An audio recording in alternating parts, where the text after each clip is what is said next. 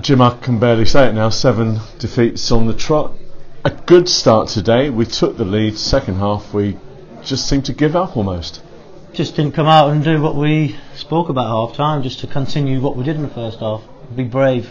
And I said to the boys, and I highlighted it at half time, that if they got the goal, if they got the equaliser, that because we're on such a bad run, we can't fold up, we can't sort of go insular, we need to come out fighting and go strong. And we conceded 2 very, very soft, sloppy goals again from set pieces, and they're very fragile at the minute. I think their mentality is not great. Obviously, 7 defeats on the spin, but I saw enough positives first off to know that we can turn it around. But nothing's going for us at the minute. It's tough to take. What do? Do we throw the towel in and call it a day? That's not my way. I want to try and get us out of it.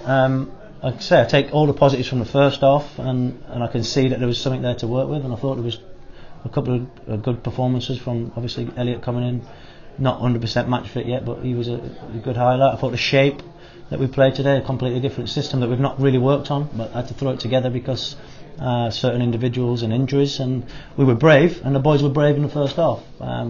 Second half just went to pieces. Watching the last few games, our style of play, we don't create many chances, so we're not going to win games because we're not doing anything in the final third of the pitch. Now, is that down to formation that's chosen by you and the coaching team?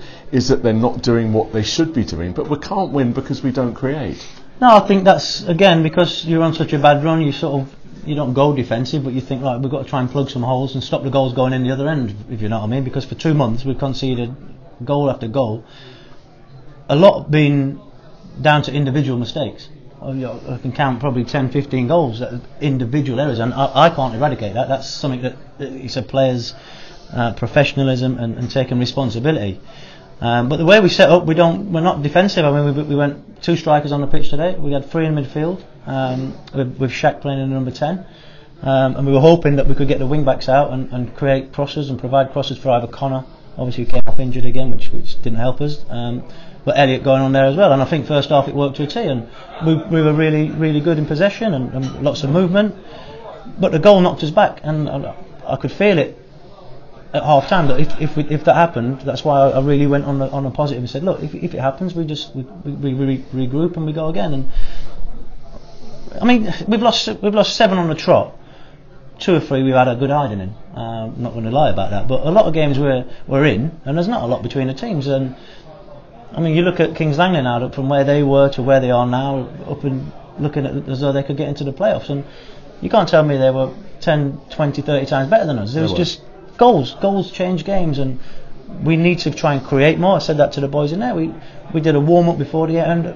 Matty and Connor and Shaq all striking the ball brilliant, but we didn't create enough space to be able to get a shot off today, because we didn't move the ball well enough second half to actually create any space. First half we were on top, and I thought fair play, but back to the drawing board. We've got to have organised a friendly Tuesday, so obviously Lockie and Romario should be back and involved in that, so it's good for them to get some minutes.